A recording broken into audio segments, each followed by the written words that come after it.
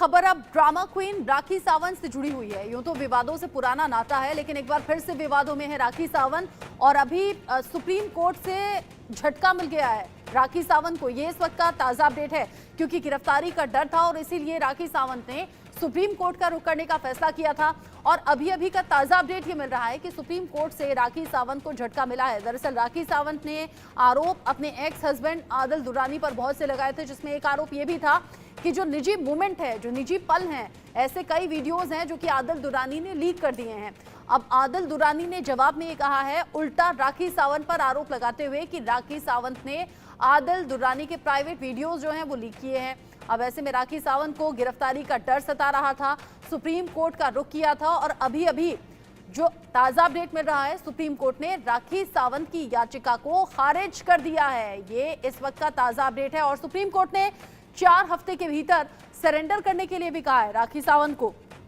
यानी जो डर था राखी सावंत को निचली अदालत में सरेंडर करने के लिए, सुप्रीम कोर्ट ने कह दिया है। राखी सावंत को डर था गिरफ्तारी का, राखी सावंत को डर था कि मुश्किलें बढ़ सकती हैं, क्योंकि जब वो आरोप लगाने पर आती हैं तो उलझुलूल बयान उनकी तरफ से दिए जाते हैं और कई गंभीर आरोप उन्होंने अपने एक्स हस्बैंड आदिल दुर्रानी पर लगाए, जिसके चलते जेल भी जाना पड़ा था आदिल दुर्रानी को। हालांकि कुछ महीनों बाद वो जेल से छूट गए थे और फिर उन्होंने दूसरी लड़की के साथ शादी कर ली थी।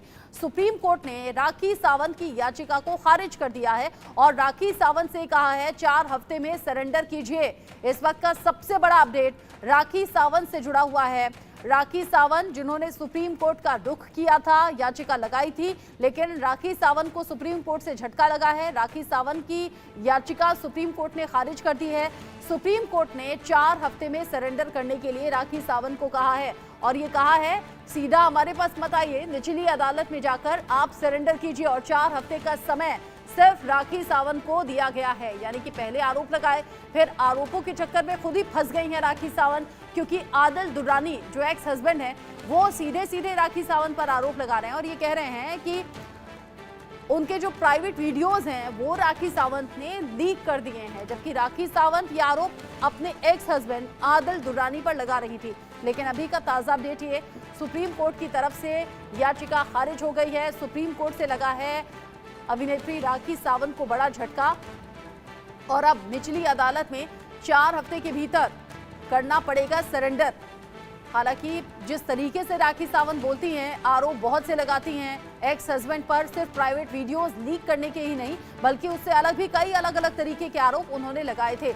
आशीष सिन्हा इस खबर को लेकर ज्यादा अपडेट हमारे दर्शकों तक पहुंचाएंगे। आशीष, बड़ी उम्मीद थी सुप्रीम कोर्ट से, राखी सावंत को झटका लगा है। बड़ा झटका है, क्योंकि अब राखी सावंत को सरेंडर करना पड़ेगा निचली अदालत में, जो सुप्रीम कोर्ट का ऑर्डर का ऑपरेटिव पार्ट था। हालांकि डिटेल ऑर्डर का भी इंतजार करना पड़ेगा। दूसरी अहम बात, ये प्रक्रिया होती है, अगर आप निचली अदालत में अपने आप को सरेंडर करते हो तो वहां पर आप अपनी जमानत अर्जी जो है वो मूव कर सकते हो। तो ऐसा नहीं है कि राखी सावंत आज ही गिरफ्तार हो जाएगी। अदालत ने राखी सावंत को 4 हफ्ते का मौका दिया है, यानी 4 हफ्तों तक राखी सावंत को पुलिस जो है वो गिरफ्तार नहीं कर पाएगी। 4 हफ्तों के भीतर उन्हें अदालत में सरेंडर करना पड़ेगा।